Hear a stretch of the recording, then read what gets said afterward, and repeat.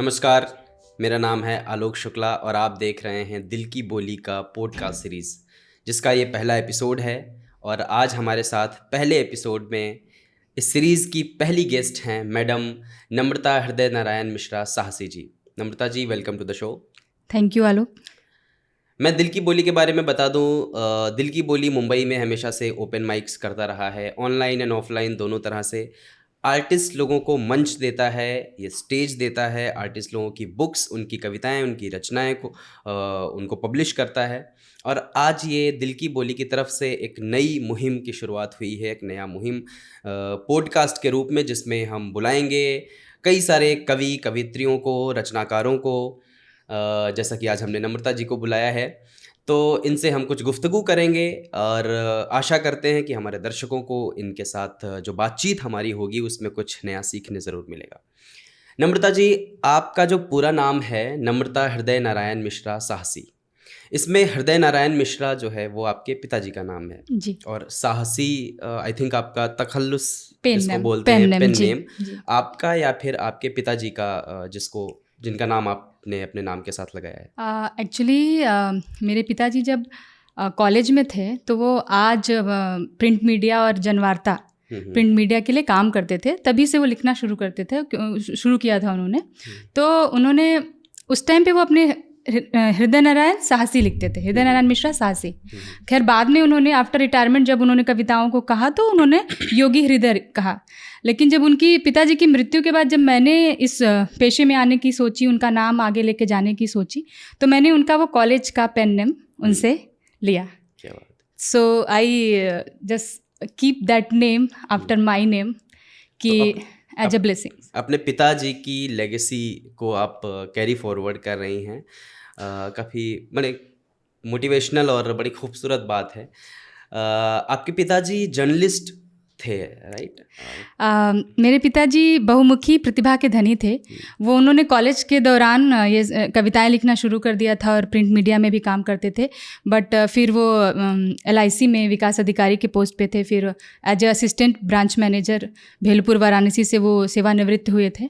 और वो उत्तर प्रदेश के कवि रत्न उपाधि द्वारा भी नवाजे गए थे। वास्तुशास्त्री भी थे, योगाचार्य भी थे, सर्टिफाइड योगा इंस्ट्रक्टर थे, जो कि विदेशों से आए हुए शिष्यों को वो सिखाते थे काशी में। सो वो मैं कह सकती हूँ कि वो बहुमुखी प्रतिभा के धनी थे। और वैसे ही नम्रता जी भी बहुत ही बहुमुखी प्रतिभा की धनी हैं।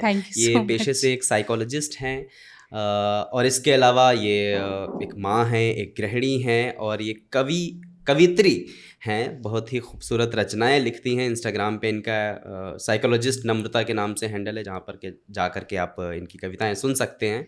तो एक मेरा क्वेश्चन ये है कि आप अपने आप को इंट्रोड्यूस करती हैं, जो अपना नाम कि नम्रता हृदय नारायण मिश्रा साहसी, अपने पिताजी का नाम आप यूज़ करती हैं। आपका इंस्टाग्राम पे जो हैंडल है वो नम्रता दुबे के नाम से है, जो आपका यूज़र नेम जो है। जी, मैं उत्तर प्रदेश से आती हूँ, तो वहाँ पर after marriage sir name change होता है। So before marriage yes definitely मैं मिश्रा थी, बट आफ्टर मैरिज मैं नम्रता दुबे हूँ ऑन पेपर्स। तो क्या हुआ कि जब मैं इंस्टाग्राम और फेसबुक का जब मेरा वेरिफिकेशन हो रहा था तो उसमें रियल डॉक्यूमेंट्स लगे थे।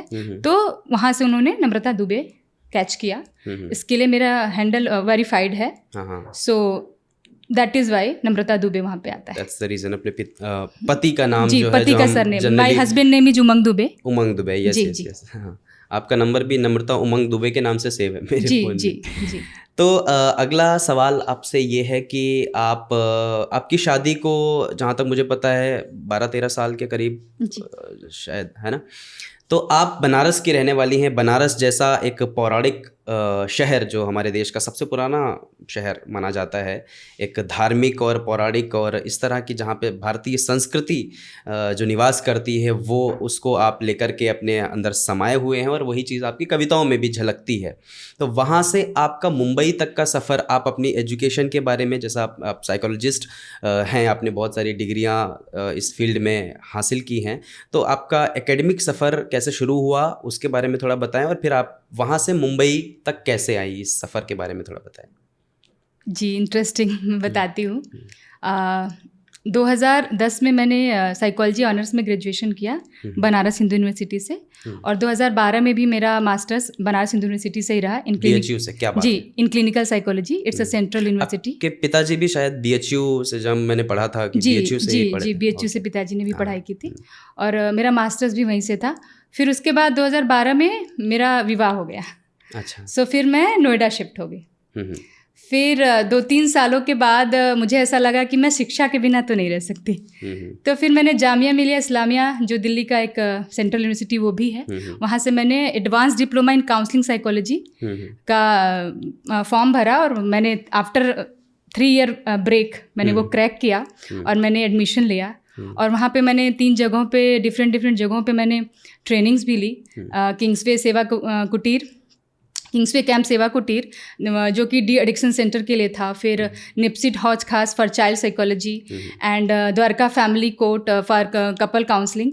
सो वो सारी डिग्री करने के बाद मैंने, जो ही मेरी डिग्री पूरी हुई, मैं DLF फाउंडेशन में CSR सेक्शन में काम करती थी एज ए प्रोफेशनल काउंसलर। मैं स्कूल्स भी देखती थी वहाँ के। तो मैं 4 स्कूल में काउंसलर का काम करती थी, और मैं DLF फाउंडेशन के 4th फ्लोर पे आई वॉज वर्किंग देयर। और वो मेरे जीवन का बड़ा अच्छा समय था, क्योंकि आप पढ़ाई के बाद पहली बार आप जॉब करते, वो मेरी पहली नौकरी थी। हाँ, PK Joseph was my first boss. उन्होंने मुझ में विश्वास दिखाया। 36 कैंडिडेट्स में से मुझे चुना, मुझे बहुत अच्छा लगा। क्या बात है। फिर 2015 से 16 में मैंने ये जॉब किया। फिर मेरे हस्बैंड को अचानक से मुंबई में, ये जॉब आपकी शादी के पहले की बात है? बाद की बात है। 12 से। फिर मेरे हस्बैंड को अचानक से मुंबई से एक ऑफर आया मैनेजर पोस्ट का। तो उन्होंने कहा कि आप मेरे साथ मुंबई चलोगे? उन्होंने मुझसे मई के एंड में बोला, सॉरी। तो अब मैंने 6 दिन में DLF फाउंडेशन में रिज़ाइन दे दिया। रिज़ाइन कर दिया जस्ट बिकॉज ऑफ उमंग जी के लिए, कि हाँ, अगर आज मैं उनके लिए ये नहीं करूँगी तो शायद वो रुक जाएंगे। तो फिर हम दोनों ने मिलकर ये फैसला लिया और हम मुंबई आए। शादी के बाद आपने बताया कि गैप कुछ आपका रहा, मतलब जी 3 साल था, 12 से 15 के। जी, 12 से 15 के बीच, जिसमें आपने जॉब नहीं की? कुछ नहीं किया। जी, I was dedicated wife, house wife.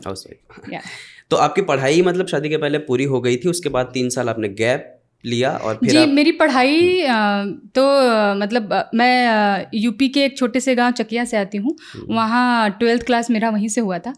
फिर ग्रेजुएशन मास्टर्स BHU से हुआ, और BHU में ग्रेजुएशन मास्टर्स करने के दौरान ही मैं 7 UP स्क्वाड्रनेट एयर NCC में फ्लायर कैडेट थी। क्या बात है। जो कि मैंने एयरक्राफ्ट भी उड़ाया है। अरे वाह। विंग कमांडर TK सिन्हा के साथ। अरे वाह। और मेरे पास NCC C सर्टिफिकेट है। और उसी दौरान एक पार्ट टाइम कोर्स होता था सर्टिफाइड योगा इंस्ट्रक्टर का, मैंने वो भी किया है। So yoga diploma, I have yoga diploma from Banaras Hindu university. So ये चीज़ें करके फिर मैंने विवाह किया था। ये जामिया मिलिया का जो आपने बताया, जो कोर्स किया था, वो शादी के बाद? जी, वो शादी के बाद। जी, जो 3 साल का गैप था उसके बाद? जी, मतलब 2015-16 के आसपास? जी, 14-15 में मैंने कोर्स किया, और 15-16 मैंने जॉब की DLF फाउंडेशन में। तो साइकोलॉजिस्ट, योगा इंस्ट्रक्टर, फ्लाइट भी आपने उड़ाई हुई है। तो पायलट कहना चाहिए, पायलट या no, you can say flyer cadet. Flyer cadet, okay. और उसके अलावा कवित्री, इतने सारे टैलेंट, मतलब सच में अपने पिताजी की जो बहुमुखी प्रतिभा है उसको आप लेकर के। इसके लिए मैं एक चीज़ बोलना चाहूँगी। हाँ। कि मेरे पिताजी की मृत्यु के बाद, मेरे पिताजी की मृत्यु के बाद जब उनकी जायदाद का बंटवारा हुआ, मेरे भाइयों को मिले घर, मकान, दुकान, गाड़ी और बंगले, मुझे उनकी कविताओं का पिटारा मिला। अरे वाह। मुझे उनकी कविताओं का पिटारा मिला। मुझे उनकी कविताओं का और मैं पिटारा बहुत ग्रेटफुल हूँ कि पिताजी की अनुवांशिक चीज़ों के लिए तो मुझे चुना गया। पिताजी की डेथ को कितना समय हुआ? 4 साल पहले 2021 में सेकेंड कोरोना वेव के दौरान पिताजी एडमिट थे हॉस्पिटल में, और मेरी ग्रैंड माँ का भी डेथ सेम डे हुआ था। मेरी दादी माँ जी, स्वर्गीय लालमणि मिश्रा जी, वो घर पर थी और उनको हृदयाघात हुआ, हार्ट अटैक आया। और पिताजी उसके बाद सारे भाई बहन उनकी अंतिम क्रिया में लग गए, और पिताजी एडमिट थे। फिर इनका करके फिर सबको याद आया कि पापा भी एडमिट है। वहाँ पहुँचे तो पापा जी नहीं थे। सेम डे पे? 2 घंटे के अंदर दुर्गा अष्टमी के दिन शाम को 8 बजे दादी और 10 बजे पिताजी। अरे और मैं मुंबई में थी, मुझे फ़ोन आया, मेरी बड़ी बहन का फ़ोन आया कि दादी नहीं रही। तो फिर मैं बहुत रोई कि मतलब मेरी माँ पहले ही नहीं थी, उनका स्वर्गवास 2008 में हो गया था। तो दादी गई तो बहुत तकलीफ़ हुआ कि दोबारा आपकी माँ चलेगी ना, दादी माँ। लेकिन जब फिर हमने रात को फ़ोन किया तो हमारे गांव पे भैया थे, तो उनको कॉल किया कि भैया पापा को मत बताइएगा कि अम्मा चलेगी नहीं, उनको दुख होगा और वो अस्पताल में है। फिर वो और रो रहे हैं। फिर मुझे लास्ट वो वर्ड याद आता है कि आई एम सॉरी, कि बच्ची पापा भी नहीं रहे विदिन 2 आवर्स। तो उन्होंने मैंने सुना है कि मतलब अपनी मृत्यु से पहले शायद कुछ ही टाइम पहले 2-4-5 दिन पहले या कुछ शायद 2 हफ्ते पहले कुछ तो परफॉर्मेंस कहीं पे कुछ दी थी जी। वो वर्णोत्सव था वरुणा नदी के पास, और वो वाराणसी में ही था, कवि सम्मेलन था। सो वही एक उनकी एक कविता थी कि जो मुझे मोटिवेशन देती है। कौन सी कविता थी, आपको याद है? जी बिल्कुल याद है। उसी कविता से मैंने पहली बार अवेकन में परफॉर्मेंस दिया है। मैं सुनाती हूँ आपको। उसकी कुछ लाइन थी शायद, क्या लाइन थी मुझे याद नहीं आ रही थी। मैंने आपको सुना था पहली बार हम लोग अवेकन में 2 साल पहले हम लोग मिले थे। आपने बताया था आपका वो पहला ओपन माइक था अवेकन वर्ड्स में, रासा द स्टेज पे। मैं आप और आफताब और ये निसार भाई का शो है। और मेरे पहले होस्ट थे अर्श मल्होत्रा। हाँ हमारे पहले जी। सो वहाँ पे, और ये हुआ भी इस तरह से कि जब मेरे पिताजी मतलब जा चुके थे और माँ आपकी पहले जा चुकी हूँ, तो मैं बहुत ही ज़्यादा डिप्रेशन में आ गई थी, बहुत ज़्यादा। बता नहीं सकते कि क्या स्थिति। ऐसा लग रहा था कि ज़मीन तो पहले नहीं थी, छत भी आपकी चली गई है। सो मुझे बड़ा वक्त लगा उससे निकलने के लिए। फिर उनकी दूसरी पुण्यतिथि पे मैंने ये रजिस्ट्रेशन कराया था इस ओपन माइक के लिए, और मैं खारघर रहती हूँ, पर वहाँ से मैंने ट्रैवल करके मैं गोरेगांव आई और मैंने परफॉर्म किया। उनकी पहली कविता थी। इसके पीछे एक छोटी सी कहानी है। जैसे होता ना, बहुत दुखी होते हो रो के, और आप किसी को याद करके सोए होते हो। तो मैं एक दिन ऐसे ही, उनकी मृत्यु के बाद बहुत बारिश हो रही थी, अगस्त का महीना था, मैं सो रही थी और मुझे ऐसे उनका सपना आया कि मैं और मेरा छोटा भाई नीतीश मिश्रा, वो मुझसे छोटा है पर वो बड़ों जैसा काम करता है, वो मेरे हर दुख सुख में शामिल रहता है। He is my big support. So मैं ये देख रही हूँ कि सपने में मैं और भाई नीतीश मिश्रा, हम दोनों बाइक से जा रहे हैं, और पिताजी, हम 80 पे रहते थे, बनारस में 80 घाट है। हाँ जी, 80 घाट के पास वो रहते थे पिताजी। और हम देख रहे हैं कि मृत्यु हो चुकी है, लेकिन हमने देखा कि हम जा रहे हैं और जाम लगा हुआ है, और पिताजी एक स्टेशनरी की दुकान पे खड़े हैं, और मैं कह रही हूँ भाई गोलू देखो पापा, और वो भी कह रहे हैं हाँ दीदी पापा, ये सपना में देख रही हूँ। और मुझे वो याद है। तो हमने कहा कि क्या कर रहे हैं आप? तो कह रहे हैं कि मैं डायरी पेन खरीद रहा हूँ, कुछ कविताएं मेरी अधूरी रह गई थी। फिर अचानक जाम खुलता है और वो भागने लगते हैं और हम उनका पीछा करते हैं। किसी आश्रम के पास जाके पिताजी अदृश्य हो जाते हैं। फिर मेरा छोटा बच्चा है राज्यवर्धन, उसने मुझे किसी चीज़ के लिए जगाया और मेरी आँख खुल गई। फिर मैंने इस चीज़ को भाई को बोला, तो भाई बोला कि दी आप ज़्यादा सोचती हो, you are so much connected. Nitish को बोला तो उसने बोला दी आप ज़्यादा सोचती हैं, तो just don't think so much, कोई बात नहीं, हो सकता है। पर मुझे नहीं पता था, मुझे लिटरली नहीं पता था कि मैं इस फील्ड में कदम रखने वाली हूँ। मैं फिर उनकी पहली पुण्यतिथि थी, चूँकि मैं उनकी किसी भी क्रियाकर्म में शामिल नहीं हो पाई, क्योंकि कोरोना सेकेंड वेव था, टिकट था, बट जो महामारी फैली हुई थी, हाँ मेरे टिकट था, फिर भी मैं नहीं जा पाई। रीज़न बिहाइंड कि हर जगह वो फैला हुआ था। और मेरी बहन की शादी थी, जैसे बोलते हैं ना कि एक ट्रेजेडी सीन चल रहा हो। मेरी छोटी बहन ऋचा मिश्रा की शादी थी। शादी से ठीक 7 दिन पहले 28 अप्रैल को शादी थी और 20 अप्रैल को, तो एक तरह से हमारे घर में पूरी ट्रेजेडी की कहानी चल रही थी। तो ऑलरेडी हमारा टिकट था, फिर भी हम नहीं जा पाए, क्योंकि हस्बैंड ने कहा कि फैला हुआ है, आपको भी हो जाएगा, आपको बच्चा देखना है, अब आप माँ बाप हो, अपना ध्यान रखो। सो एनी हाउ मैं जा नहीं पाई, तो बड़ा दुख रहा मुझे। फिर 1 साल के बाद जब तक उनकी मैंने पूजा और उनकी पंडित को बुला के भोजन, जो भी चीज़ें जो कर सकती थी उनकी आत्मा की शांति, मेरी कह सकते हो मैं अपनी शांति के लिए, कि मैंने उनको क्या श्रद्धांजलि दी, वो करा लिया। फिर सेकेंड पुण्यतिथि पे उनकी एक कविता थी जो आप बता रहे हैं ना कि वर्णोत्सव में उन्होंने ये गाया था, वो लाइन से ही मैंने शुरू की। अर्श मल्होत्रा ने मुझे बुलाया और बोला कि किसका किसका पहला है, तो मैंने बोला मेरा है। आपने हाथ उठाया। सो फिर बोले ऑल द बेस्ट मैम। फिर मेरा उसी कविता से बूम, शुरुआत भी हुआ और वो बूम हुआ। और थैंक्स टू आफ्ताब कि उसने मुझे दिल की बोली के बारे में बताया और उसने मुझे बताया कि हैबिटेट में कैसे पार्टिसिपेट करते हैं। उसने मौकाए मंच, टॉक सिटी इवेंट्स जो कि प्रदीप भाई का है, जितने भी मुंबई के ओपन माइक्स, वो मुझे उसने इंट्रोड्यूस कराया। सो आपको लाइफ में लोग मिलते चले जाते हैं। वो कविता की 4 लाइनें अगर आपको याद हो जो आपने पहली बार सुनाई थी, अगर आप सुनाना चाहें। जी बिल्कुल बिल्कुल। मैं गीत लिखती हूँ, मैं प्रीत लिखती हूँ, मैं गीत लिखती हूँ, मैं प्रीत लिखती हूँ। प्रातः की प्रभाती से, संस्कृत की थाती से, उन्नति के शिखरों पर मैं जीत लिखती हूँ, मैं गीत लिखती हूँ, मैं प्रीत लिखती हूँ। क्या बात है। तो इसको आपने चेंज किया होगा, जैसे पिताजी ने लिखा होता तो मैं गीत लिखता हूँ लिखा होगा, राइट? जी जी जी। मैंने पहली बार लिखता हूँ ही परफॉर्म किया था। फिर मेरा एक छोटा भाई है विजेंद्र दमदार बनारसी, जो कि न्यूज़ 18 में अभी वो करता है लपेटे में नेताजी। और उसका एक दोस्त है आलोक शुक्ला, वो भी न्यूज़ में ही है। आलोक शुक्ला? हाँ जी, आलोक शुक्ला सेम जी। और वो दोनों हैं, तो वो हमारे जूनियर्स थे हमारे कॉलेज में। वो किसी और सब्जेक्ट से थे 1-2 साल, पर हम कल्चरल कमेटी में थे तो हम जानते थे। उसने कॉल किया ये सब मेरा मीडिया पे देख के, दीदी ये आपके पापा का है, आप इसको कन्वर्ट कर सकती हो, मैं गीत लिखती हूँ।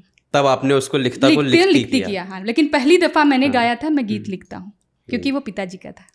ये मेरे पिताजी की कविता है। तो उन्होंने, मतलब आपके दोस्त ने बताया कि आपके पिताजी का है, आप पे कोई ऐसा नहीं है कि रॉयल्टी या कॉपीराइट क्लेम करेगा, तो आपकी ही परिवार की धरोहर है पिताजी की, तो आप इसको चेंज कर सकती हैं। क्योंकि दी आप गा रही हो तो लिखती हूँ, इज सुटेबल विथ यू ना, यू आर फेमिन। हाँ।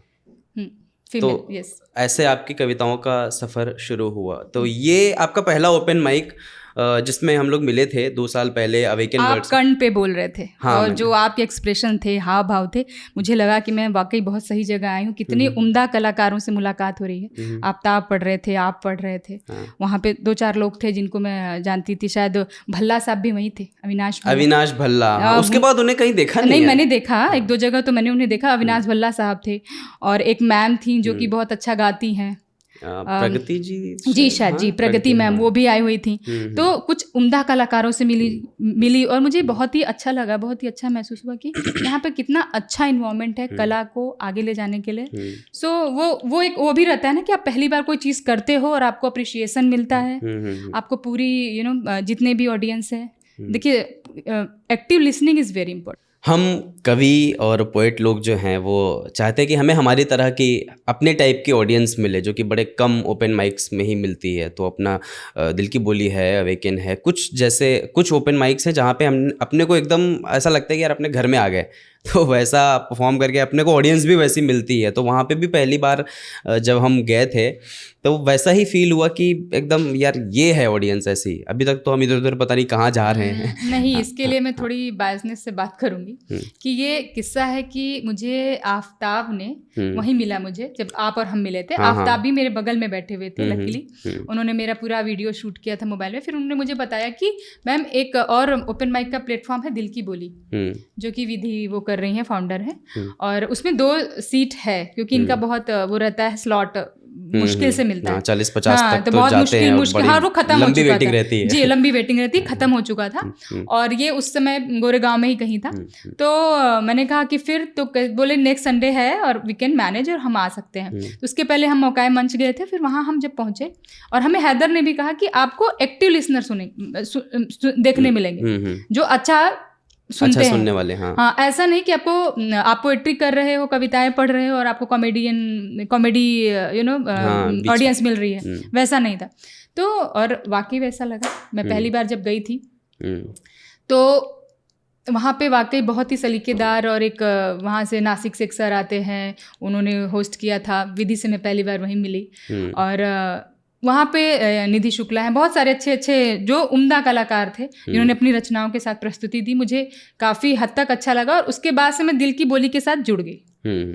तो मुझे, मैं कह सकती हूँ कि अच्छा पढ़ने वाले और सुनने वाले मुझे दिल की बोली पे ज़्यादा मिले। तो 2 साल से आप परफॉर्म कर रही हैं यहाँ पे मुंबई में, और करीब 2 साल से ही आपने ऑलमोस्ट लिखना बिल्कुल शुरू 30 किया। अप्रैल 2023। 30 अप्रैल, क्या बात है, डेट आपको जी 30 अप्रैल 2023 first show was in awaken words. अरे वाह जी। तो 2 साल में अभी तक आपने बहुत सारी रचनाएं लिखी हैं, कुछ बुक्स भी आपकी पब्लिश हुई हैं जिसमें आपको ऑथर रही हैं। तो आप एक गृहिणी हैं, एक माँ हैं, एक शादीशुदा एक औरत जो कि, और आप बड़ी दूर से आती हैं खारघर से, यहाँ पर ओपन माइक गोरेगांव, अंधेरी वगैरह में ज़्यादातर होते हैं।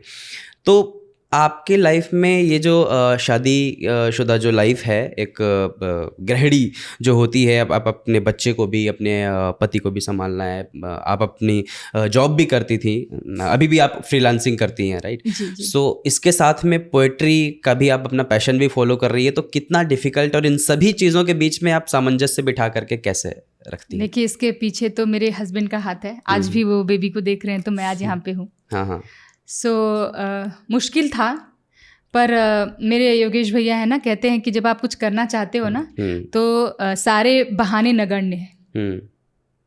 बहाने मत बनाओ, या तो पछतावा रखो या तो कम्प्रोमाइज़ करो।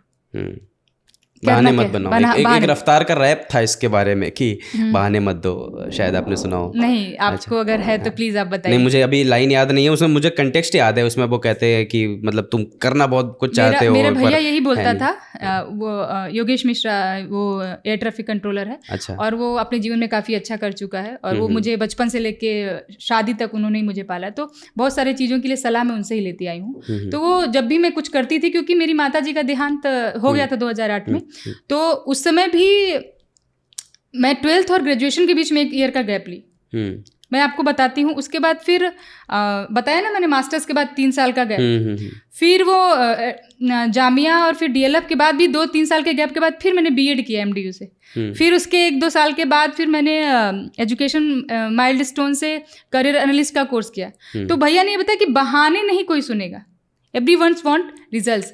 फिर मैंने भी अपने अंदर वो चिंगारी जगा के रखी कि जब भी मुझे समय मिलेगा मैं करूंगी। कि ऑडियंस को रिजल्ट से मतलब होता है, उन्हें नहीं पता। अगर आप कई बार शूट पे आप जाते हैं या कुछ काम कर रहे हैं, कोई शो है, जैसे मैं थिएटर करता हूँ, कई बार मैं बोलते हैं ना कि साहिल छू के आ जाना, है ना, किनारा छू के आ जाना। तो कई बार ऐसा भी हुआ, गवर्नमेंट जॉब में भी हुआ, जो कि जाके नहीं आ पाया, या फिर कुछ मिला भी तो नहीं कर पाए।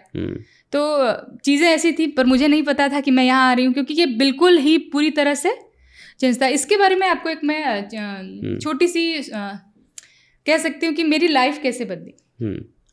बताया ना कि ये 2 साल हो चुके थे, और 2 नहीं 1.5 साल तब हुए थे। और जब ये स्वप्न मैं देख चुकी थी, जिसके बारे में आपको बता चुकी हूँ, तो मेरे गुरुजी हैं सत्यगोपाल सर, और गुरु माँ हैं स्नेहलता पांडे जी। और ये लोग मुझसे, मैं बहुत दुखी थी, तो मिलने मुंबई आए थे। मैंने कॉल किया, वो भोपाल आए थे किसी इंटरव्यू के सिलसिले में, पर वो रात को सिर्फ मेरे लिए लोगों ने फ़्लाइट पकड़ा और आए, मिलकर गए, और उन्होंने मुझे समझाया कि कुछ अच्छा होने वाला है, परेशान मत हो। वो भी अच्छा रहा। और एक छोटी सी घटना मैं बतानी चाहूँगी कि कई बार ना आपके लाइफ में एंजल्स आते हैं। मैंने कहा ना कि मेरी धरती जा चुकी थी माँ, मेरे छत से, मेरे सर से पिता का साया भी जा चुका था। और मैं चूँकि शादी के पहले, माँ के मरने के बाद, मैंने अपने छोटे भाई बहन ऋचा मिश्रा और नीतीश मिश्रा को और पिताजी को साथ लेके चली थी। और हम चारों की योगेश मिश्रा, हम तीनों चारों की बहुत अच्छी बॉन्डिंग थी। हम एक दूसरे के लिए जीते मरते थे, और कि भाई कैसे पढ़ ले, बहन कैसे पढ़ ले, पिताजी कैसे ऑफिस चले जाएं क्योंकि माँ नहीं है। हम बहुत सामंजस्य के साथ चलते थे। आप बड़ी हैं अपने घर में सबसे? नहीं, मेरी बड़ी बहन का तब विवाह हो चुका था। हाँ, मेरी बड़ी बहन का विवाह हो चुका था। मेरे बड़े भाई फार्म हाउस पिताजी का चंदौली में देखते थे। तो हम और मेरे जो मुझसे बड़े भाई हैं, हम 6 भाई बहन हैं। अच्छा। हाँ, तो जो हमारे बड़े भाई हैं वो बीटेक कर रहे थे, और मैं पिताजी के साथ, मेरे छोटे भाई बहन, में से छोटा, जब माँ गई थी तो मेरा छोटा भाई क्लास 10th में था, और मेरी छोटी बहन 6 में थी, और मैं जस्ट 12th पास थी। तो हम लोगों ने जो वो एक समय देखा था, तो हम दोनों का एक दूसरे के साथ बहुत ही जुड़ाव था। तो वो लगा कि आपकी माँ जा चुकी है, आपके पिता जा चुके हैं और आप ना मुंबई में रह गए, कुछ किया नहीं, देखा नहीं। फिर मतलब गुरुजी भी आके जा चुके थे। फिर होता है ना आपकी लाइफ में एंजल्स आते हैं, और ऑलरेडी एंजल्स होते हैं। जैसे गुरु माँ गुरुजी सिर्फ मेरे एक आंसू पे आए, वो सिर्फ आए, रात में मिले। उस दिन जुद पुत्रिका का व्रत था, माँ ने किया और हमने साथ में किया, और वो सुबह निकल गए। फिर मुझे कुछ 2-3 दिन बाद मेरे स्कूल एकेडमिक्स के एक सीनियर थे जो मैं जानती थी, लेकिन we were never in touch. तो चूंकि मैं सैड थी, तो मैं थोड़ी मीडिया पर्सन हूँ, मैं वो सैडनेस एक्सप्रेस करती रहती थी कि यू नो फैमिली के बारे में, पापा के बारे में, कि वेरी। तो एक दिन मुझे अचानक एक कॉल आती है मैसेंजर पे, और मुझे पता है कि फिर फ़ोन उठाया तो पिताजी के जाने का बहुत दुख हुआ। ये पर हम जिस नम्रता को जानते हैं वो तो ये है नहीं, इतनी उदास, ये फ़ोन पे किसी ने? हाँ, ये फ़ोन पे वो हमारे कॉलेज में सीनियर आपके जो सीनियर जी थे। जी, तो सीनियर थे। हम इस नम्रता को नहीं जानते। और एक काम करो, जो तुम लिखती हो ना कि नम्रता मिश्रा साहसी, अपने नाम के आगे से वो साहसी हटा दो। इतना मतलब होते ना कटु शब्द, शायद आपको जगाने के लिए कि ये मतलब ठीक है पिताजी गए, पर तुम DLF में काम करती थी, साइकोलॉजिस्ट थी, अब क्या? पिताजी ने नाम तो रख दिया, आप नाम बनाने के लिए क्या कर रही हो? आपका अपना क्या है? वो मुझे झकझोर गया। So he is a tycoon in some metro cities, और he is a very successful businessman, नाम नहीं लूँगी मैं यहाँ पर। और उनकी ये बात कहना होता ना कि आपका अपनों का आप में विश्वास, कि हम इस नम्रता को नहीं जानते थे जो इतनी दुखी, उदास। हमने जब भी देखा आपको उत्साह से भरा हुआ, खुश देखा। आप बहुत जीवंत हैं, और आप ऐसे मतलब आप अपने लिए क्या कर रहे हो, सब अपने लाइफ में आगे कर रहे हैं। और ये होता ना कि इसमें किसी का कोई उद्देश्य नहीं होता है, लेकिन आपको कहते हैं ना, कोई आता है आपको आपकी लाइफ में पुश देने के लिए। सो उस कॉल से मैं बहुत प्रभावित हुई। तो ये एक तरह का आपके लिए एक मोटिवेशन था? हाँ, मुझे वो झकझोरने वाली घटना यही हुई कि आपके अपने जो फ्रेंड सर्किल है या एकेडमिक्स में जो आपके लोग जो जानने वाले हैं, स्पेशली जिनसे आप दोस्ती भी नहीं रखते, मतलब भी नहीं रखते, पर आपकी इमेज इतनी अच्छी है लोगों की नज़र में कि आप जब गर्त में गिरने जाते हो या ना आप इतने उदास होते हो, तो उसमें कोई ना कोई आपको उठाने आता है। तो उनके बोलने में भी इसमें कटुता की बजाय मोटिवेशन आपको ज़्यादा, आपने उसको पॉजिटिव तरह से लिया। मुझे मोटिवेशन दिखा कि इतना सक्सेसफुल आदमी जो कि हमारे साथ ही पढ़ के उन्होंने इतनी मेहनत करके आगे गए, और जब उन्हें दिखता है कि आप एक बात बताओ, आप जीवन में जब हताश होइएगा ना, अपने मित्रों के पास जाइएगा, वो आपको आपकी इम्पोर्टेंस समझाएंगे, आप कितने कीमती हो, कितने ज़रूरी हो। और मेरे साथ वैसा ही। और मित्र भी एकदम जो रियल मित्र, मतलब जो भले ही आपके मुंह पे ऐसा नहीं कि आपको सिर्फ हाँ मीठी मीठी बात कर रहे हैं, और जिन्होंने, क्योंकि उन्होंने सच बोला, और जिसकी वजह से आपने फिर ग्रो किया।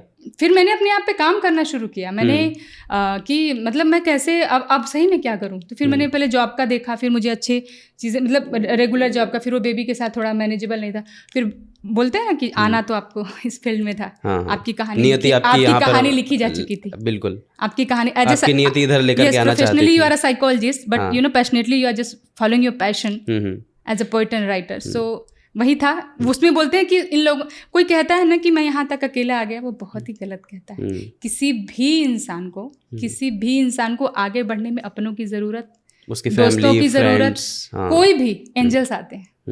तो आपके ऐसे कौन कौन से दोस्त हैं जिनको आप कहती हैं कि हाँ, जिन्होंने मुझे मोटिवेशन दिया या इंस्पायर किया या हमेशा आपका साथ दिया? देखिए, पिताजी की कहानी बताई मैंने कि पिताजी की वजह से मैं पोइट्री में तो आ गई, पर सस्टेन करना। मेरे एक फ्रेंड हैं जिनको मैं ब्रह्मास्त्र कहती हूँ, अमित कुमार राय। अच्छा। अमित कुमार राय सर, वो भी NCC में सीनियर थे। उन्होंने मुझे मेरी कविताओं में जो त्रुटियां थी उनको सही करना सिखाया। और उनका खुद का एक पेज है अंतर्वेग ट्विटर पे, उसमें वो बहुत अच्छा लिखते हैं। शुद्ध हिंदी के वो राइटर हैं, बहुत अच्छा लिखते हैं।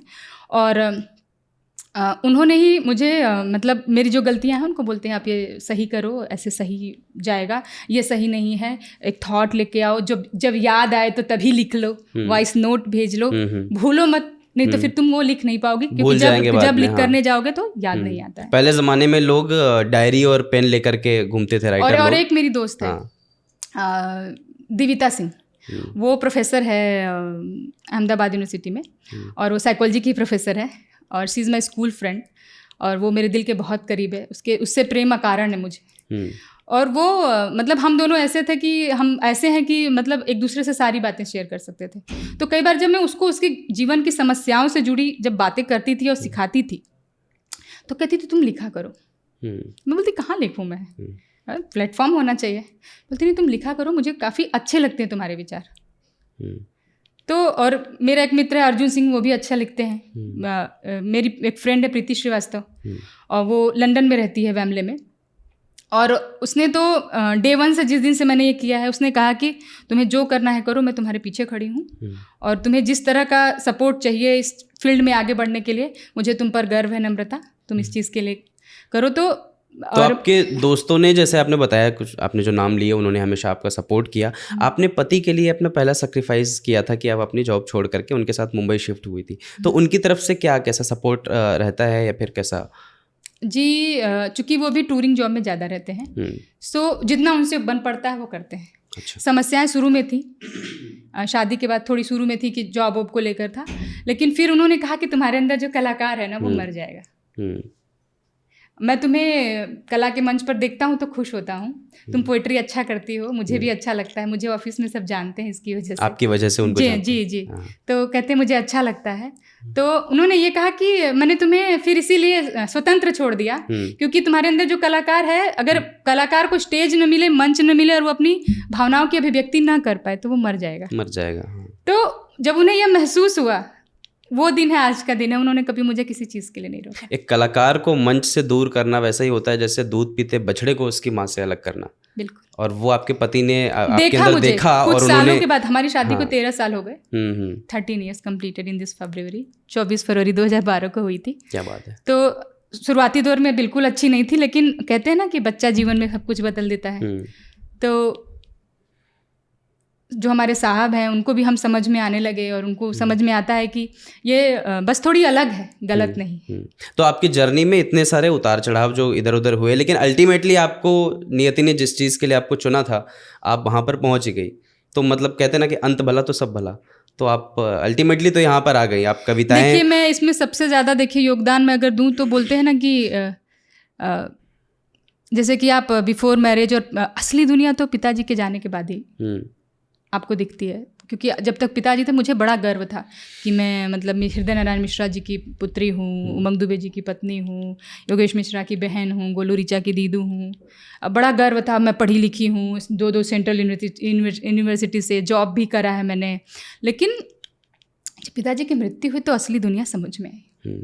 बहुत लोगों ने कन्नी काटी, बहुत लोगों ने आपसे दूरियां बनाई, है ना। बहुत लोगों ने सोचा कि क्यों जिम्मेदारी उठानी है, क्या ज़रूरत है, अब तो पिताजी गए।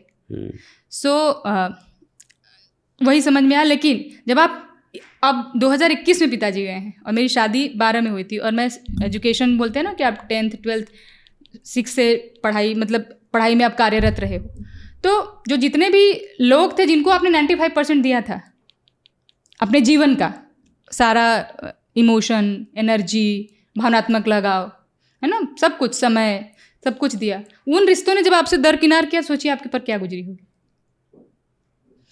लेकिन मैं बहुत ही भाग्यशाली हूँ कि मेरे जीवन में अच्छे दोस्त हैं और सच्चे दोस्त हैं, बस एक फ़ोन कॉल दूर हैं। जैसे कि अमित कुमार सिंह जो कि अभी यूपी जुडिशरी में है, अर्जुन सिंह जो कि कमिश्नर टीम में है बनारस, और अजितेश ओझा, ये मेरे ट्रिपल ए हैं। ये भी मुझे एनसीसी में मिले। एनसीसी में जाके हो सकता है मैंने वहाँ पे किसी चीज़ में ज्वाइन नहीं किया, लेकिन मुझे वहाँ दोस्त अच्छे मिले। अमित कुमार राय सर बता रही हूँ, ब्रह्मास्त्र मुझे वहीं मिले।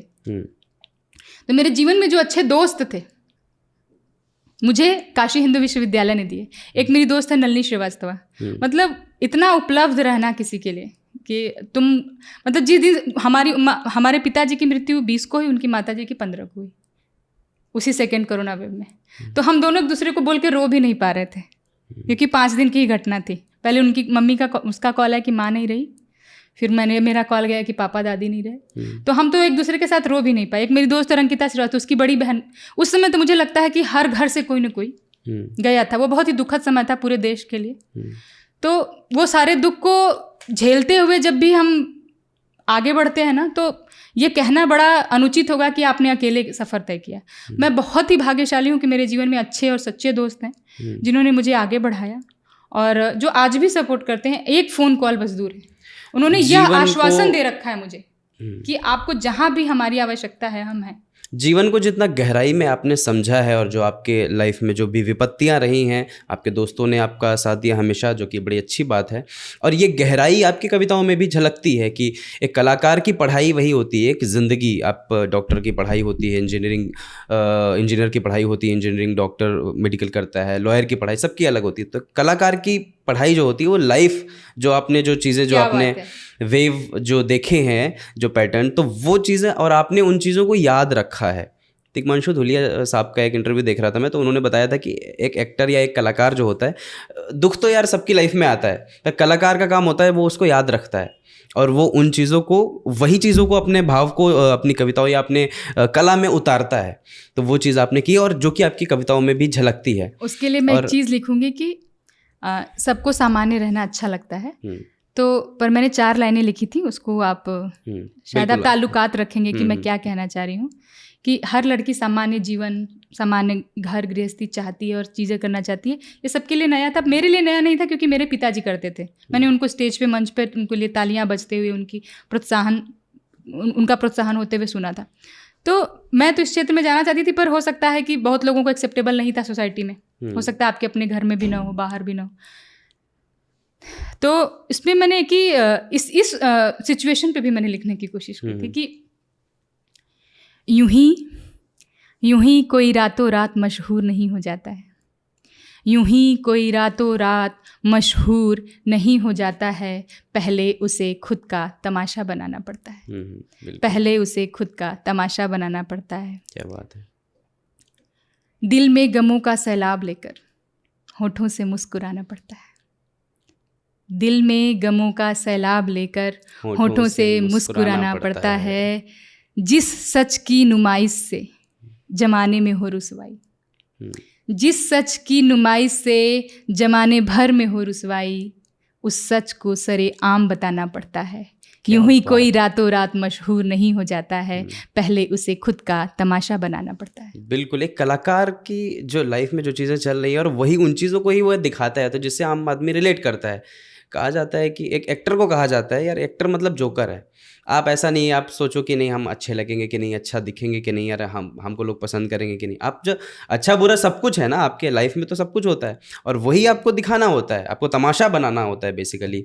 और वही तमाशा जिसको हम तमाशा कहते हैं, जो हमारे लिए कला है, और वही चीज़ों को जब हम पेपर पे या कहीं स्टेज पे जब हम उतारते हैं, उसको दिखाते हैं और वो चीज़ें लोग उसको पसंद करते हैं। आपकी कविताओं में आप का जो ज़्यादातर प्रेम पर या स्त्री के ऊपर या स्त्री की लाइफ में जो डिफ़िकल्टीज़ होती हैं, जैसा कि आपकी खुद की, आप एक गृहिणी हैं और उसके बाद आप इतनी सारी चीज़ें कर रही हैं। मुझे कोई भी चीज़ आसानी से नहीं मिली।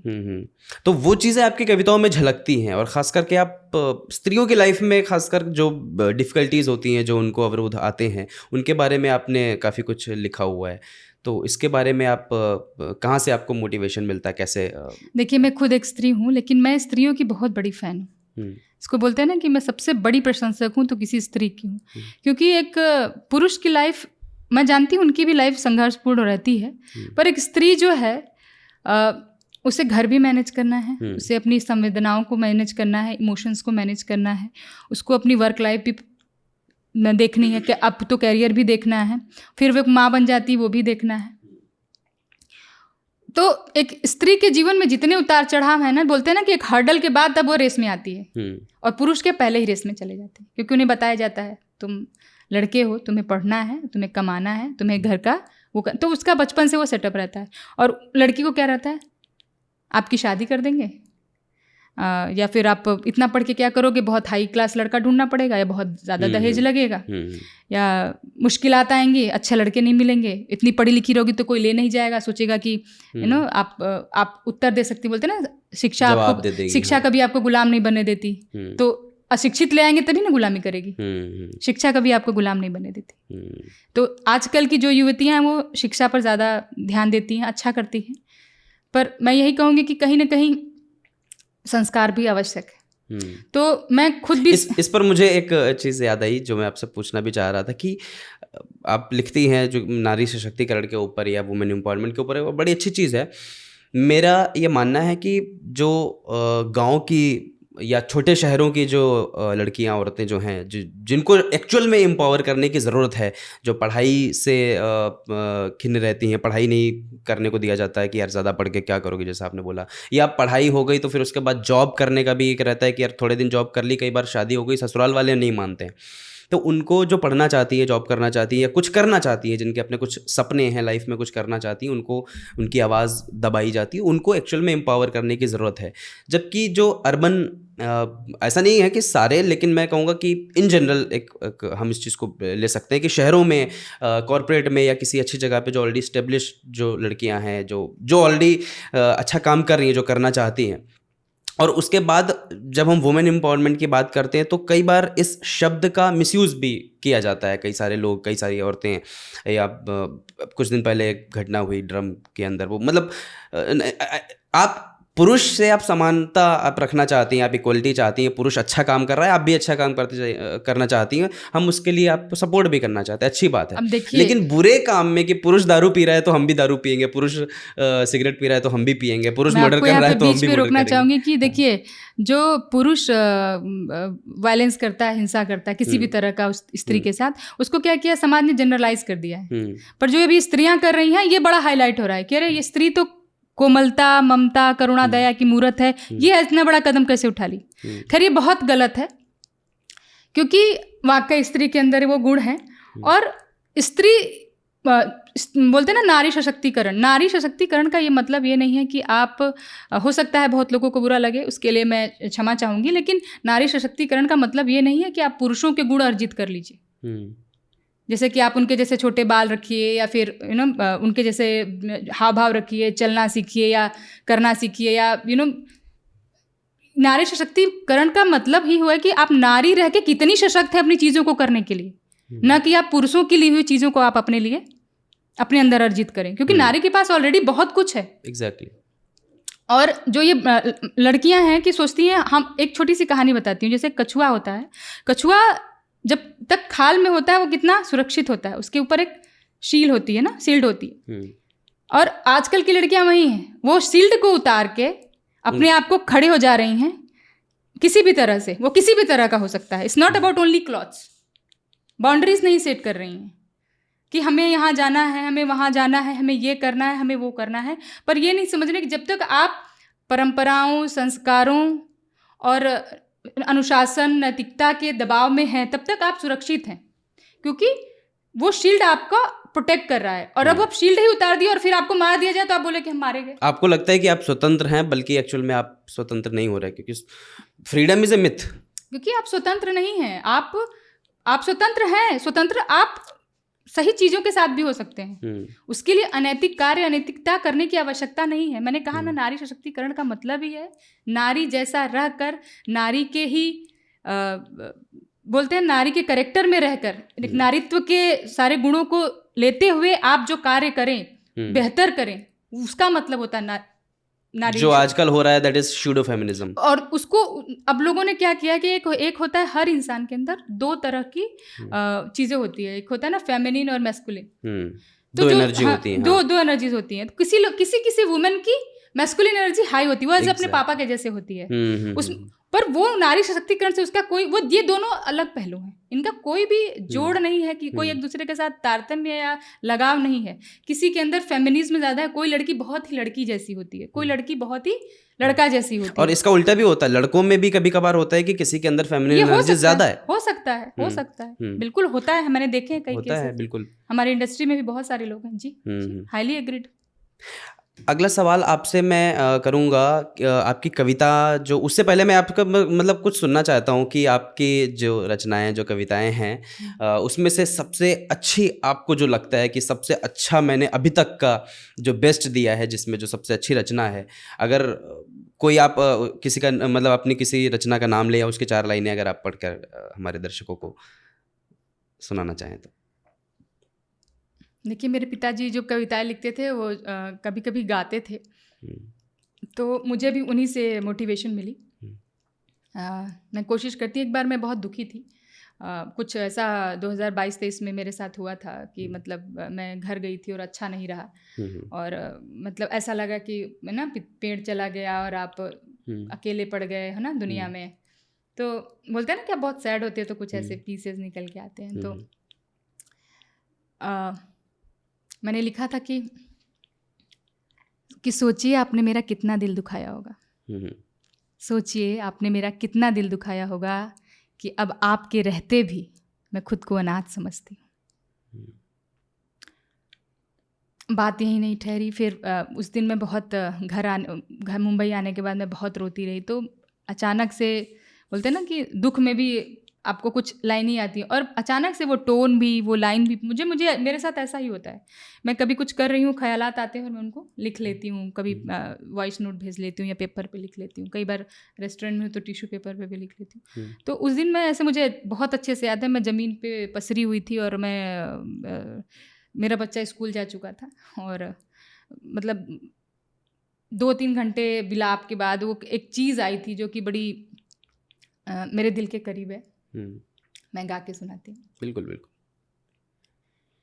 मैं पतझड़ का एक पत्ता हूँ, मैं पतझड़ का एक पत्ता हूँ, ना गिरता हूँ ना उठता हूँ, ना गिरता हूँ ना उठता हूँ, मैं पतझड़ का एक पत्ता हूँ। मैं पेड़ मुझे तू ऐसे न देख, ऐ पेड़ मुझे तू ऐसे न देख, जो बीज दिए तू उनको सहेज में, पल दो पल का मेहमा हूँ मैं, पल दो पल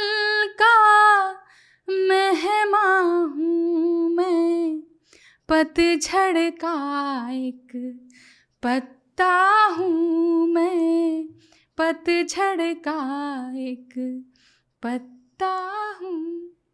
क्या बात, क्या आपका मधुर कंठ, जो पहले भी आपने जो भी गा के सुनाया था पिताजी वाली, बड़ा मधुर वाणी और मधुर जो आपके जो कंठ है, बड़ा ही प्यारी आवाज़। इसके लिए भी मैं एक चीज़ बताऊंगी कि मैं कॉलेज में थी और मेरी एक, मैं म्यूजिक में नहीं ले पाई क्योंकि मैं सोशल साइंस में थी, तो पर एक म्यूजिक टीचर थी मधुमिता मैम। तो मधुमिता मैम ने, स्पंदन होता था उसमें, कैलाश खेर आए थे BHU में, वो बोलते ना बाहर इंडस्ट्री से लोग आते थे, उसमें मेरे को सिंगिंग में 3rd पोजीशन मिला था। अरे वाह। और उस समय मैंने एक वो गाना गाया था, एक दिन आप भी हमको मिल जाएंगे, श्रुति संगम के साथ था। मेरी एक दोस्त थी, वो बंगाली थी, वो म्यूज़िक की स्टूडेंट थी, और उसको डुएट चाहिए था, तो शी ऑप्ट मी चूज़, उसने किया मुझे कि नम्रता के साथ मैं गाती हूँ, और हमने बस ऐसे ही गाया और हमें 3रा पुरस्कार मिला, जबकि पार्टिसिपेंट मतलब 89 लोग थे, 89 कपल्स थे। तो वो भी एक मेरे लिए था कि वो बिना ट्रेनिंग के मैंने वो चीज़, और यही है बस, दूरदर्शन से देख के, रेडियो से या फिर गाने सुन के आपको आत्मसात। मैंने कभी संगीत की शिक्षा नहीं ली।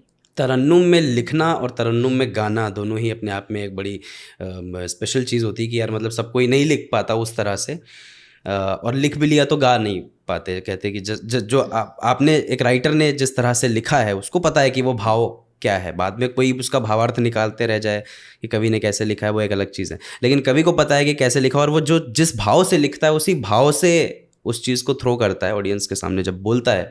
जैसे मैं वीर रस लिखता हूँ तो उसका अलग एक जोनर है, आप क्या करुण रस या श्रृंगार रस पे आप लिखती हैं, और उसी तरह से आप सुनाती हैं, जो कि एक बहुत अच्छी बात है। Thank you. मैं आपसे एक आखिरी सवाल में ये पूछूंगा कि कौन कौन से कवि कवित्री को आप रेगुलर पढ़ती हैं या पसंद करती हैं? आपका कोई एक पर्सनल, कोई एक फेवरेट कवि या कवित्री जिनको आप बहुत एडमायर करती, जिनसे आपको लगता है कि बहुत कुछ सीखने को मिलता है? देखिए, मेरे फेवरेट 1 या 2 नहीं है, 2-3 लोगों को पढ़ती हूँ, मैं बहुत प्रभावित होती हूँ अगर अच्छे कलाकार हैं। जैसे अमृता प्रीतम का है कि मैं तेनू फिर मिलांगी, मैं तेनू फिर मिलांगी, मुझे ये बहुत ही पसंद है। अमृता प्रीतम मैंने गेस किया था कि आपका रहेगा। और दूसरा जॉन एलिया साहब, उनका एक शेर है कि निकलते नहीं तो निकाले जाते, निकलते नहीं तो निकाले जाते, उनके दिल में भीड़ बहुत थी। ये जॉन अलिया साहब का है। और मुझे रामधारी सिंह दिनकर, जिनका क्या बात है, वो मेरे भी फेवरेट है। रश्मि रथी में उन्होंने बोला है ना कि सौभाग्य न सब दिन सोता है, देखो आगे क्या होता है, देखो आगे क्या होता है। सो ये सारी चीज़ें मैं पढ़ती हूँ जब मुझे समय मिलता है। मैं कोशिश करती हूँ कि मैं अपने मतलब जिस फील्ड को अभी मैंने चुना है उसको समय दूँ। तो मैं पूरी कोशिश अभी कर रही हूँ कि मैं अपने इस प्रोफेशन को अपना 100% दे सकूँ। क्या बात है। कोई बुक ऐसी जो आपको अभी तक, जो भी आपने बुक्स पढ़ी हैं जितने भी राइटर्स की, उसमें सबसे फेवरेट या सबसे अच्छी बुक जो आपको लगी, जिसके बारे में? एक अक्षत गुप्ता की है द हिडन हिंदू, पढ़िएगा। उसके 3 द हिडन हिंदू जी, मैंने वो पढ़ी है। अच्छा, वो बहुत अच्छी है। आप उसमें आप वो बुक पढ़िएगा, फिर आप मुझे बताइएगा कि आपको मतलब मैम को वो क्यों पसंद है। अच्छा, इस तरह का उसके 3 पार्ट हैं, 1 2 3।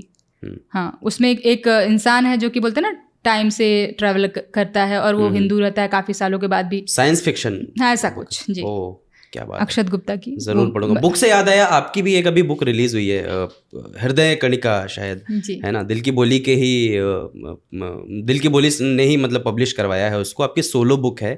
और इससे पहले आई थिंक आपने 2-4 में एंथ्रोपोलॉजी क्या बोलते हैं उसको। जी, मैं आपको यहाँ पे क्लियर करूँगी कि दिल की बोली पब्लिकेशंस के साथ तो मेरी अभी जो पहली किताब आ रही है हृदय कणिका, लेकिन उसके पहले मैं उन्हीं के पब्लिकेशन की 2 किताबें थी, जिसमें एक भावनाओं की गूंज और एहसास पहचानिए करीब से मैं को ऑथर रह चुकी हूँ। और मेरी पहली किताब है हृदय कणिका, जो पहली सोलो बुक, यस जी, पहली सोलो बुक हृदय कणिका, जो कि अभी आ चुकी है, जो अमेजोन पे अवेलेबल है। क्या बात है, क्या बात है। तो अमेज़ॉन पे अवेलेबल है ये। और इसके अलावा पेपर बुक हमारे पास रखी हुई हैं कुछ किताबें। सबसे पहले तो मैं ये पूछूंगा कि इस किताब के बारे में थोड़ा सा बताएं आप। इसमें क्या किस तरह की पोइट्री का कलेक्शन है ये, राइट? जी, इसमें जैसे कि मेरे नाम में ही है नम्रता हृदय नारायण मिश्रा साहसी, तो मैंने अपने पिताजी के नाम को आगे ले जाने के लिए, क्योंकि उनकी कविताएं पत्र और पत्रिकाओं में तो छपती थी, पर सारी कविताओं का कहीं समन्वय नहीं था। अच्छा। तो ऐसे ही उन्होंने कुछ अपने, उनका भी एक फेसबुक पेज था और जहाँ वो कविताएं लिखते थे। सो मैंने कुछ उनकी 25-30 कविताओं को सही करके, मॉडिफाई करके, या सेम जैसे भी था, और पिताजी की जीवनी के साथ। तो इस हृदय कणिका किताब में शुरू के कुछ पन्ने मैंने अपने पिताजी को डेडिकेट किए हैं। मतलब उनकी कविताओं का संग्रह है? जी, उनकी कविताओं का संग्रह है। उसके बाद नम्रता हृदय नारायण मिश्रा साहसी का है। मैंने आपके पिता की और आपकी खुद की कविताओं दोनों का एक संग्रह है यह किताब। अच्छा, क्या बात है। तो ये मुझे दिखाएंगे कि मैं आपसे एक साइंड कॉपी भी चाहूँगा इसकी। और जैसा आपने बताया कि आपके पिताजी की और आपकी कविताओं का ये कलेक्शन है, इसमें से कोई पिताजी की आपने जो भी आपको अच्छी लगे, कोई बेस्ट लाइन आप पढ़ के सुनाना चाहेंगी? बिल्कुल।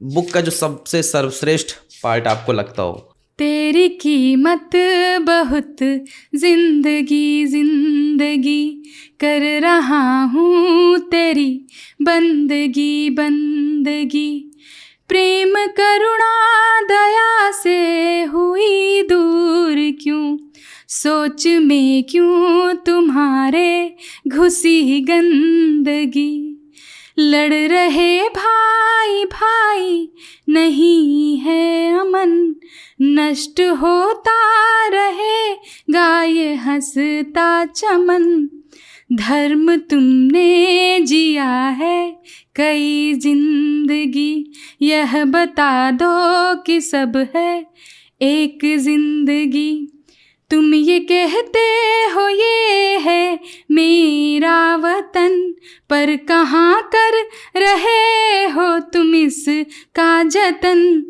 रक्त का रंग सब लाल ही लाल है, तुम बहकना नहीं सब तरफ जाल है, सब तुम्हें है पता जिंदगी जिंदगी कर रहा हूँ तेरी बंदगी बंदगी कर रहा हूँ तेरी बंदगी बंदगी। क्या बात है। मैं तो मतलब इतना मंत्रमुग्ध हो जाता हूँ जब आप सुनाती हैं आपकी आवाज़ में। और मैं चाहूँगा कि ये बुक मैं ऑब्वियसली पढ़ूंगा खुद से, पर अगर ऐसा हो सके कि आप मुझे पूरी पढ़ करके गा के सुनाएं मुझे, तो बड़ा आनंद आएगा। अब यहाँ पर तो हम नहीं कर सकते, पर ऑफलाइन हम बैठ करके बिल्कुल बिल्कुल मैं पूरी कोशिश करूँगी कि मैं आपको सुनाऊँ। चूँकि होता है ना कि जब आप कलाकार बनते हो, आपको होता है ना कलाकार अपना मंच खुद तलाश लेता है।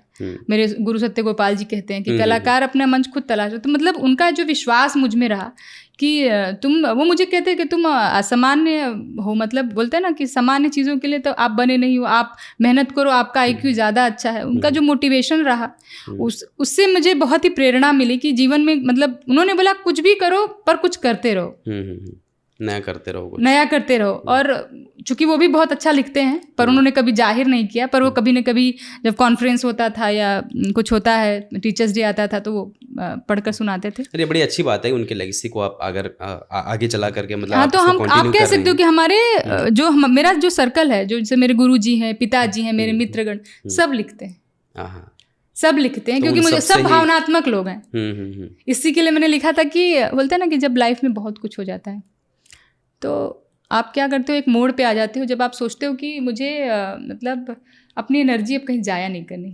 उसके लिए मैंने एक लिखा था कि मैं सुनाऊं अगर आप। बिल्कुल बिल्कुल। कि मैं अब किसी से कोई बदला नहीं लेना चाहती, मैं अब किसी को नहीं कोसना चाहती, मैं अब अपनी ऊर्जा स्वयं की खोज में लगाना चाहती हूँ, अब बस खुद को पा लेना है। मैं भावनात्मक और संरचनात्मक खजानों की खोज में जाना चाहती हूँ। मैं बस एक ऐसी ज़िंदगी चाहती हूँ जिसमें मेरे अपने हो, मेरा छोटा सा परिवार हो, मेरे दोस्त हो जिनका आपस में भावनात्मक लगाव हो। मैं भावनात्मक रूप से धनवान होना चाहती हूँ। मैं अब किसी पचड़े में नहीं पड़ना चाहती। क्या बात है। मैं अब किसी से बदला नहीं लेना चाहती, मैं किसी को कोसना नहीं चाहती, मैं अपनी सारी ऊर्जा स्वयं की खोज में लगाना चाहती। बहुत अच्छी लाइनें हैं। जो मैच्योरिटी होती है लाइफ में वो यही है कि आप बदला और ये सब चीज़ों को आप समझ जाए, सब चीज़ों से आप ऊपर उठें और आप अपना खुद के ऊपर आप अपना जिसको सेल्फ ग्रूमिंग बोलते हैं। आप समाज में रिसोर्स मत ढूंढिए, आप स्वयं रिसोर्स बनिए, स्वयं रिसोर्स बनिए। आखिरी चीज़ मैं आपसे इस लगभग हम अंत की ओर चल पड़े हैं।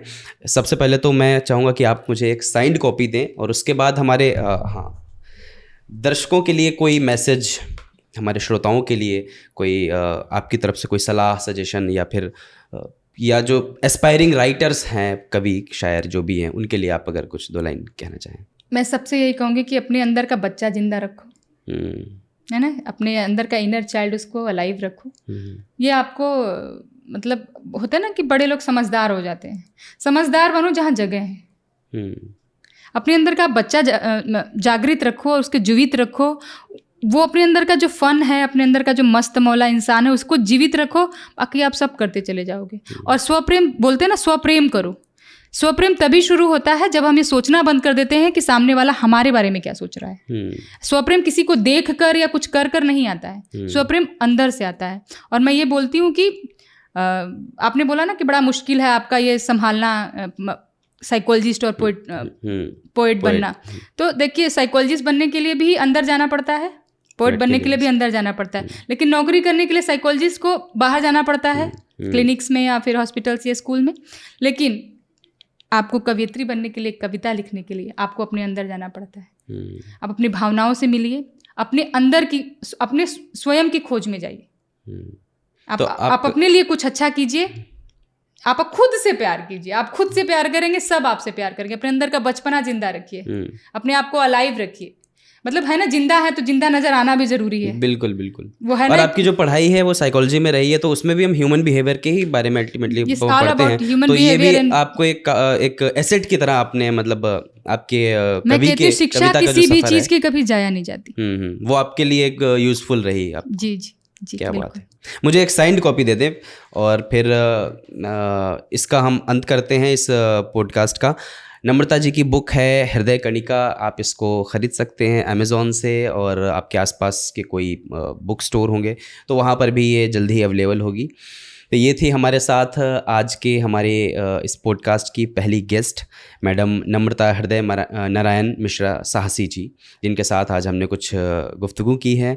और आशा करते हैं कि बहुत सारी बातें हमने जो भी की हैं उनमें से आपको कुछ ना कुछ ज़रूर मोटिवेशनल, इनकी जर्नी जो है वो आपको मोटिवेशनल लगी होगी। जो हमारे कई सारे जो एस्पायरिंग कलाकार या राइटर्स हैं उनको भी कुछ सीखने मिला होगा। तो साइन कॉपी अपने दे दिए मुझे। Thank you so much. And ये बुक आप ज़रूर पढ़ें, मैं भी पढ़ूँगा इसको। Thank you Namrata ji for coming to this show. और आप लोगों से विदा लेने का वक्त आ गया है। मिलते हैं फिर किसी अगले पॉडकास्ट में किसी ख़ास मेहमान के साथ। तब तक के लिए गुड बाय, थैंक यू।